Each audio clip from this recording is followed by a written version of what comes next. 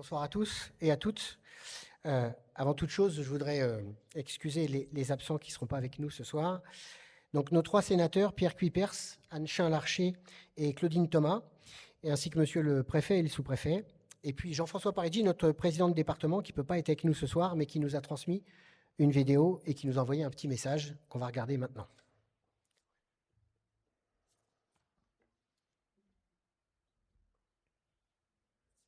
Monsieur le maire, mon cher Jean-Benoît, chère sympathusienne, chers sympathusiens, je ne pourrais pas être avec vous ce soir et je m'en désole, mais mon emploi du temps fait que, hélas, la Seine-et-Marne est grande et que j'avais pris d'autres engagements au préalable. Mais je voulais absolument vous dire tout de même que j'ai toujours un œil attentif sur la commune de Saint-Pathu, qui fait partie de ces communes du département qui voient leur démographie augmenter, qui voient leurs besoins augmenter. C'est la raison pour laquelle, en accord avec le maire, en accord avec son conseil municipal, des mesures importantes vont être prises sur les mois et les années qui viennent. La première, c'est ce fameux rond-point de Noé-Fort, ce giratoire que nous attendons tous depuis longtemps. Ça y est, le tour de table a eu lieu, les financements ont été actés, et c'est la raison pour laquelle, premier semestre 2024, ce giratoire pourra voir le jour. Il faut dire aussi que le département a accepté la création d'un SAD sur la commune de Saint-Pathu. Je crois qu'il y avait un vrai besoin. Votre maire m'avait sensibilisé sur la problématique. Ce SAD a reçu son autorisation.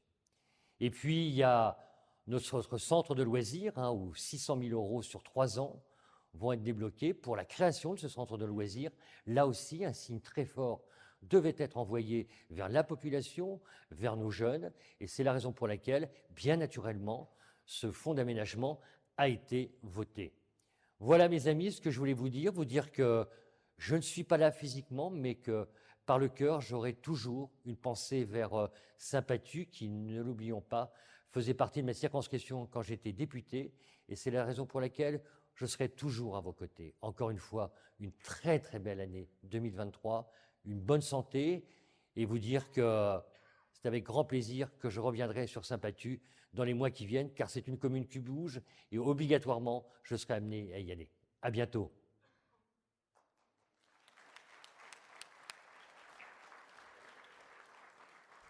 Monsieur le maire, mon cher Jean-Benoît, cher Saint-Pathu. On l'a déjà vu, c'est bon.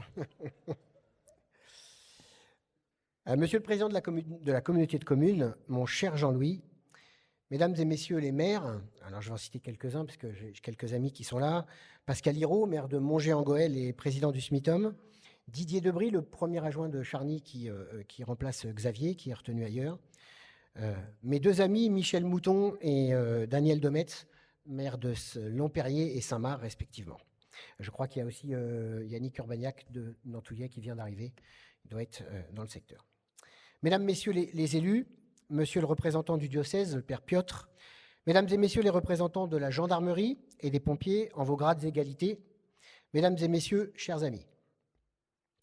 Je souhaiterais également saluer le maire de Kaïdi, ville mauritanienne, et sa délégation qui sont venus en France afin de remercier de vive voix l'ensemble des donateurs soutien aux intempéries subis les mois derniers dans la ville de Kaïdi, qui est la ville natale de Tidiane Koïta, notre adjoint au scolaire, dont je parlerai tout à l'heure, et qui a subi des inondations démentielles, puisque je crois qu'il n'avait pas plu depuis des dizaines et des dizaines d'années, et il est tombé en quelques heures des centaines de milliers de millimètres d'eau, ce qui a provoqué de gros dégâts. Donc je vous propose de l'applaudir, de l'accueillir. Et monsieur le maire, chers collègues, si vous voulez venir vous installer avec nous, vous êtes ce soir à l'honneur.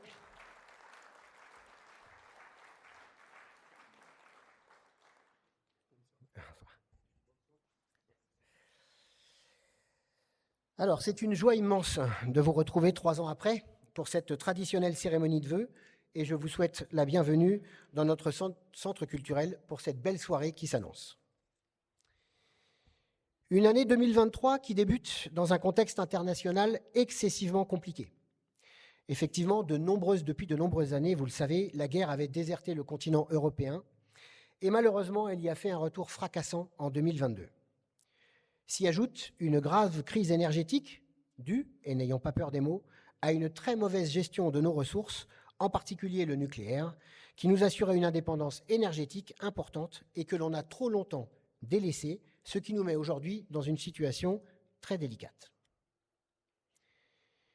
Au niveau national, il persiste un grave problème de pouvoir d'achat depuis des années, qui cette fois-ci est extrêmement renforcé par une inflation galopante, ce qui met de nombreux ménages français, en particulier de la classe moyenne, dans une situation de précarité qu'ils ne connaissaient pas par le passé.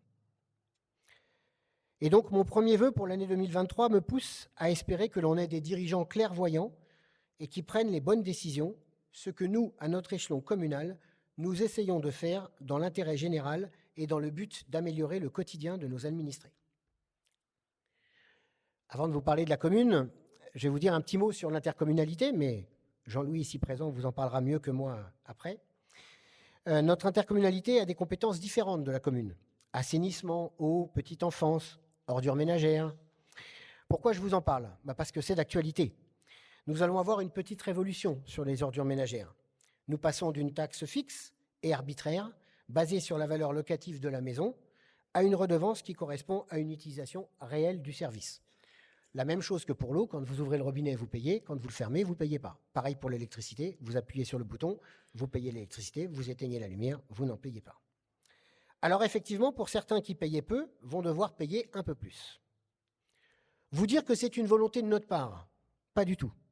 Mais par contre, c'est une nécessité, car aujourd'hui, les lois édictées par notre gouvernement, pour préserver notre futur, les lois dites écologiques, nous demandent de faire très attention à la production des déchets, en particulier ceux qui coûtent excessivement cher au traitement, car le plastique et le verre se recyclent, pas de problème, mais les ordures ménagères sont incinérées ou enfouies. Il faut donc faire cet exercice de réduction, car l'État a prévu de très lourdes pénalités pour ceux qui ne feraient pas l'effort. Notre situation financière, celle de la commune, bien entendu, et ce malgré le contexte national, est plutôt bonne. Elle est plutôt bonne car les décisions que nous avons prises l'année dernière nous ont conduit, par une excellente gestion des recettes et des dépenses, à conserver un équilibre budgétaire qui nous est demandé par la loi. Car comme vous le savez tous, contrairement à l'État qui peut générer du déficit chronique depuis des années, les communes, elles, ont l'obligation d'équilibrer leurs dépenses. Je vais d'ailleurs à ce moment tirer mon chapeau et féliciter Thierry Lemaire, mon premier adjoint ici présent aux finances, pour l'excellent travail qu'il fait avec le service de comptabilité. Malgré les hausses vertigineuses des coûts énergétiques, la commune a vu ses factures augmenter de 87%. Énergétiquement parlant, si on parle juste du chauffage et de l'électricité, en 2021, nous étions à 435 262 € pour l'ensemble de nos fluides et nous sommes passés à 814 298 € en 2022. Ou comment se faire imposer 380 000 € de dépenses totalement inutiles.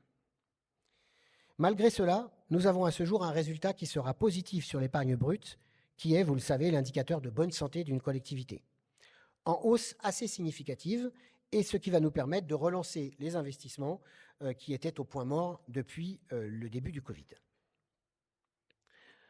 En effet, en parlant du Covid, nous nous sommes enfin sortis, je l'espère. Celui-ci a excessivement perturbé notre vie professionnelle, associative, sociale, financière, amicale, etc., en nous plongeant dans un isolement qui a et qui aura des conséquences sociales. Je voudrais remercier ici Béatrix Riandel, mon adjointe au social, pour le travail important et l'engagement fourni durant cette période pour que le lien social auprès de nos administrés ne soit pas rompu. Elle s'y est attelée avec force et conviction, et c'est avec brio qu'elle a rempli cette mission. Accompagnée par Annie Sarrazin, notre adjointe, qui est absente ce soir puisqu'elle est souffrante, aux anciens, et qui a elle aussi su conserver le lien pour leur permettre de passer cette période difficile le mieux possible. La mission n'était pas facile, mais elles l'ont réussi, et donc bravo à elles deux. Le défi pour l'avenir va être d'absorber et d'encaisser les conséquences sociales que cette crise va avoir sur notre société. On vient de parler de nos anciens, parlons maintenant de notre jeunesse. Un grand chantier sur le partenariat avec les écoles et la commune depuis l'année 2022 par le biais du PEDT. Des rencontres avec les institutrices, avec les parents d'élèves élus, ce que nous avons mis en place pour travailler de concert. Ce PEDT verra sa conclusion en ce début d'année. Celui-ci pourra déboucher sur des actions concrètes de partenariat renforcées entre les écoles et les associations de la commune. L'intérêt étant que chacun dans son domaine de compétences puisse permettre d'avancer côte à côte et main dans la main pour le bien-être de nos enfants. Je voudrais d'ailleurs à ce moment-là remercier Tidiane Koïta, mon adjoint au scolaire, pour l'excellent travail qui nous a conduit à pouvoir renforcer nos aides financières en direction des écoles. En effet, cette année, et pour la première fois, ce sont plusieurs dizaines de milliers d'euros qui seront consacrés aux aides pour les voyages scolaires, pour les changements de manuels, pour les sorties et les autres spectacles culturels. Ce ne sont pas les seules pistes d'amélioration, puisque, toujours à l'écoute des Pathusiens, et pour favoriser l'accès aux associations, de nombreux aménagements ont été mis en place, en particulier le mercredi après-midi, pour permettre à nos jeunes petits Pathusiens de pouvoir pratiquer leur sport. Puisque l'on parle des associations, elles ont enfin pu cette année redémarrer de façon quasi normale. Du reste, le forum des associations de la rentrée a été une grande réussite. D'abord parce que les associations s'impliquent dans la vie de la commune, mais aussi parce qu'elles font vivre ce tissu associatif si important pour le lien avec nos concitoyens. Les moyens que met la commune à disposition des associations sont colossaux, même s'ils paraissent invisibles. Un petit exemple, par exemple, l'entretien, le marquage des lignes, la pose et la dépose des filets, la tonte, les ouvertures et fermetures, le coût de l'éclairage, la facture pour l'association de football s'élève à plus de 100 000 € chaque année. Les Pathusiens participent à cette dépense par le biais de leur impôt. Et c'est pour cette raison que nous avons mis en place une mesure de protection. Pour les adhérents extérieurs à la commune, pour que ceux-ci participent par le biais d'une cotisation annuelle à l'entretien des infrastructures sportives qu'ils viennent utiliser sur notre commune. Je voudrais d'ailleurs ici remercier Lisa Desnoux, mon adjointe aux associations, qui a fait beaucoup de pédagogie pour expliquer cette mesure, parfois mal comprise par de petits esprits mal intentionnés et surtout par intérêt politique de critiquer, mais qui pourtant est très efficace pour protéger les Pathusiens. Certaines associations jouent le jeu, d'autres pas, mais en tout état de cause, l'intérêt de l'ensemble du groupe majoritaire du conseil municipal ici présent, c'est l'intérêt et la protection des Pathusiens et de leurs associations. D'ailleurs, j'en reparlerai un peu plus tard, mais les prochains investissements seront en grande partie orientés vers le monde associatif. L'une des préoccupations principales de nos concitoyens aujourd'hui se situe sur le terrain des incivilités et de la sécurité. En effet, les incivilités grandissantes pourrissent la vie de la majorité, pourtant elles ne concernent qu'une toute petite minorité. Nous allons donc nous atteler à renforcer notre police municipale, qui est composée aujourd'hui de 2 agents, pour doubler les effectifs dans l'année et passer à 4. Ce qui nous permettra, par une présence renforcée en soirée, de pouvoir améliorer, en concertation avec la gendarmerie, qui fait déjà un énorme travail sur notre commune et que je salue ce soir, une meilleure sécurité pour nos Pathusiens. Je vais d'ailleurs remercier Jean-Yves Gadéa, mon adjoint à la sécurité, pour le travail et l'implication qu'il a chaque jour avec le service pour la sécurité de nos habitants. La réussite de la présence des caméras n'étant plus à prouver, c'est aussi une piste de travail et de développement pour multiplier dans les années à venir le nombre de caméras. Cela passe aussi par la création du parc canin que nous avons fait cet été et qui répond à un événement dramatique qui a eu lieu au début de l'été par le non-respect des règles, c'est-à-dire la promenade de son chien pas tenu en laisse. Nous avons maintenant un espace pour les propriétaires qui souhaitent laisser gambader leur animal de compagnie en toute sécurité, ce qui va permettre à la police municipale très vigilante quant à la tenue des chiens en laisse dans l'espace public.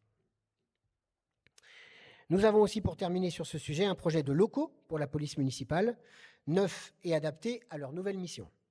Sachez d'ailleurs que depuis quelques mois, notre police municipale est armée, en espérant bien sûr ne jamais avoir à s'en servir, mais ça c'est le principe même de la dissuasion. Pour aller sur un sujet un petit peu plus léger, mais tout aussi primordial, la culture, qui a elle aussi beaucoup souffert pendant le Covid, avec l'arrêt de tous les spectacles, a beaucoup de mal à se relancer. Mais nous persévérons et nous relançons les saisons culturelles multidiversifiées, concerts, pièces de théâtre, humour, cabaret, gaming pour nos jeunes ou nos moins jeunes, et tout type de spectacles vivants. Je voudrais d'ailleurs remercier Virginie Poulizac, mon adjointe à la culture, qui se démène pour faire connaître et reconnaître notre beau centre culturel et le faire rayonner autour de nous. Nous avons cette chance, parce que nous en avons fait le choix, de nous être dotés d'un outil performant pour notre population. Dans cette même délégation, Mme Poulizac a aussi le devoir de mémoire, puisqu'elle est ancienne combattante, elle a elle aussi pris des responsabilités au niveau associatif et nous développons et nous continuerons à développer cet important devoir de mémoire pour les générations futures. Alors, j'en viens maintenant à vous parler du développement de notre commune.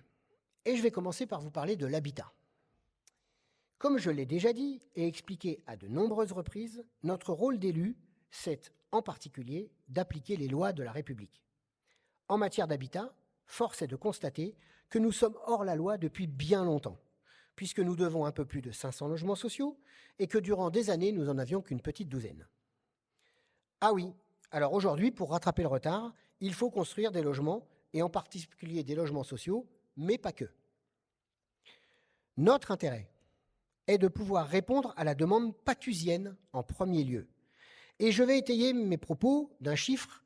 Dans la phase 1 du centre-ville, 82% des logements sociaux ont été attribués à des patusiens, car que nous avons ardemment défendu, pas simplement parce que nous sommes égoïstes, mais parce que ce sont bel et bien des logements dont nous avons besoin pour nos jeunes, nos familles dans la difficulté ou en cas de divorce. Nous en avons aussi également besoin pour nos veufs ou nos veuves qui ne peuvent plus garder leur pavillon pour avoir des logements plus petits en attendant la fin des travaux de la résidence senior. Cette résidence, destinée à loger nos anciens, plus ou moins en autonomie, c'est d'ailleurs pour cela que notre président, il vous en a parlé tout à l'heure, de département, nous a donné l'autorisation d'exploiter un SAD. Alors un SAD, c'est un service d'aide à domicile, qui ne sera ni associatif ni privé, mais bien communal. Merci à toi, Jean-François, pour cette autorisation qui nous engage vis-à-vis du grand âge. Après, et pour terminer sur le sujet de l'habitat, nous avons lancé la phase 2 du centre-ville qui réorganisera la partie qui se situe à côté de la mairie et qui va accueillir moitié logements sociaux et moitié logements privés. Enfin, et pour être complet sur ce sujet, la révision du PLU que nous avons entamée il y a 4 ans est aujourd'hui terminée et validée. Elle va nous permettre de mettre en œuvre tous ces projets en respectant les lois de la République sur l'écologie, puisque je vais redire ici, publiquement et officiellement, que nous n'avons pas ouvert un seul nouveau mètre carré destiné à la construction que ce qui était déjà prévu dans l'ancien PLU. Et que donc, de ce fait, nous participons à la protection des terres agricoles et des espaces boisés pour l'intérêt de nos générations futures. Un grand merci à Thierry Métayer, le dernier là-bas, mon adjoint à l'urbanisme qui a en charge tous ces dossiers. Je vais d'ailleurs au passage remercier et citer les aménageurs et les promoteurs qui travaillent sur la commune, BG Promotion, Atlan, Pierre Val, CIG Promotion. Développer l'habitat, c'est aussi, et dans le même temps, développer les structures d'accueil. C'est ce que nous avons commencé à faire il y a quelques années, avec la création du CCB, donc ce centre culturel, l'agrandissement de la cantine à Vivaldi, la création et la réhabilitation de salles pour les associations, et cela va continuer dans le temps. Comme annoncé dans notre programme électoral, et dans la continuité de ce que nous souhaitons, nous allons avoir le terrain de football synthétique sur l'année 2023, quand la justice aura bien évidemment débloqué le recours sur le quartier des Marronniers, qui nous permet le financement en grande partie de cet équipement. Le financement est aussi aidé par la région, donc je voudrais remercier ce soir ici, un grand merci à Valérie Pécresse pour les 180 000 € de subventions qui sont destinés au terrain de foot synthétique. Dans cette même année 2023, nous lancerons la première partie du centre de loisirs maternel, c'est ce que le président du département vous a dit aussi tout à l'heure, qui se terminera en 2024 et qui nous permettra aussi, en sortant le centre de loisirs qui se trouve actuellement dans l'école Vivaldi, de libérer des locaux qui pourront être réaffectés à l'école en dortoir, classe, salle de motricité, etc., selon les besoins. Et pour finir, nous travaillons aussi sur la réhabilitation de notre complexe sportif, qui est forcément vieillissant. Et nous avons investi cette année dans la peinture de certains vestiaires et dans la réhabilitation de la totalité des gouttières de façon à régler les problèmes d'infiltration. Quand on dit la réhabilitation des gouttières, vu la taille du bâtiment, la dépense avoisine quand même 50 000 €. Dans la continuité, nous travaillons sur la réhabilitation du parking et le développement de la plaine de jeu, toujours au complexe sportif. À l'emplacement de l'actuel City Stade, il y aura un nouveau City Stade, un pump track et d'autres diverses activités. Vous le voyez, les projets sont nombreux et le développement de notre commune se poursuit. Le développement économique passe aussi par les commerces et les entreprises. Et je voudrais une nouvelle fois remercier le département qui va mettre en œuvre au premier semestre 2024 le rond-point à la sortie de Noéfort pour permettre le développement de notre zone d'activité, qui est aussi une zone d'activité intercommunale et qui rapportera des ressources, pas que à la commune, mais aussi à notre intercommunalité. Comme vous le voyez, souvent les équipements se font attendre. Mais quand on est opiniâtre, les travaux se réalisent toujours. Nous avions 3 entrées de la commune qui méritaient des ronds-points. Ce sera fait pour 2 d'entre elles. Je souhaite également saluer les nombreux commerces qui se sont ouverts sur la commune ces derniers temps et en espérer d'autres. Je pense particulièrement à la vente qui est en train d'être faite des cellules commerciales à côté du Carrefour Contact. Et enfin, le développement de la phase 2 du centre-ville, où nous avons déjà des réservations pour un laboratoire d'analyse, un opticien, 1 ou 2 micro-crèches et probablement une brasserie. Ce sont des commerces qui n'existaient pas sur notre commune et qui apporteront de nouveaux services à la population. D'ailleurs, il y a un chiffre qui est assez étonnant, dont je vais vous parler maintenant, qui parle de l'attractivité de notre commune. Vous savez que quand il y a une vente, on touche une taxe qui s'appelle les droits de mutation sur le montant de la vente de la maison. En 2021, 128 pavillons se sont vendus pour un montant perçu de taxes de 330 000 €. En 2022, 115, donc moins de pavillons, se sont vendus pour un montant de taxes de 420 000 €. Soit une taxe moyenne qui est passée de 2 578 à 3 652 et donc une augmentation de 40%. Ça veut dire simplement que notre ville est extrêmement attractive et qu'elle attire les gens et que les gens sont prêts à payer cher pour venir habiter ici. Avant de conclure, vous l'avez remarqué, j'ai remercié l'ensemble de mes adjoints pour le travail fourni de très grande qualité. Ils ne sont pas seuls. Derrière, il y a mon groupe majoritaire au conseil municipal et mon groupe Agir pour Sympathus qui prend une part importante aux travaux et aux décisions de la commune. Ces décisions sont ensuite mises en œuvre par l'ensemble du personnel communal. Je voudrais ici et publiquement mettre en avant la persévérance, l'efficacité de l'ensemble du personnel et je voudrais à nouveau leur tirer mon chapeau car la mission de service public qu'ils remplissent est difficile et ils le font avec maestria.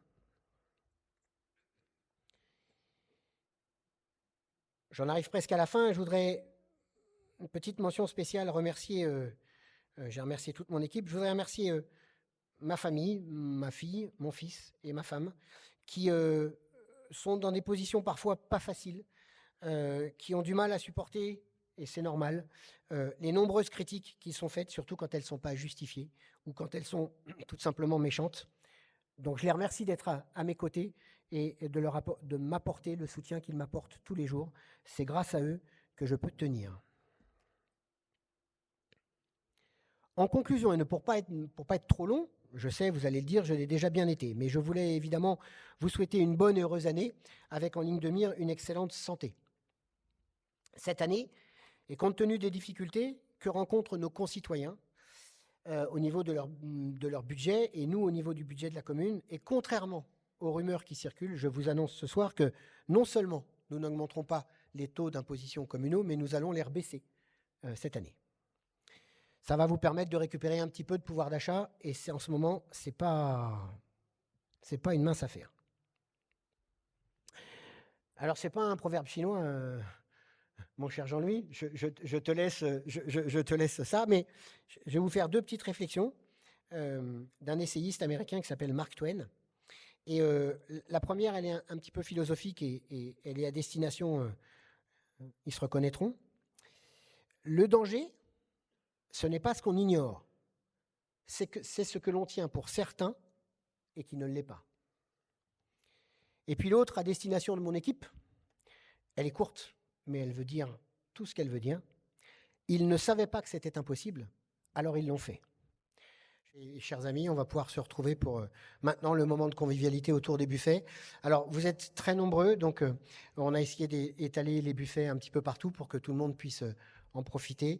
Donc, n'hésitez pas à circuler et pas forcément stationner pour que tout le monde puisse en profiter. Voilà, je vous souhaite une bonne soirée et puis je vais être avec vous, au milieu de vous, si vous souhaitez continuer les discussions, comme a dit Jean-Louis.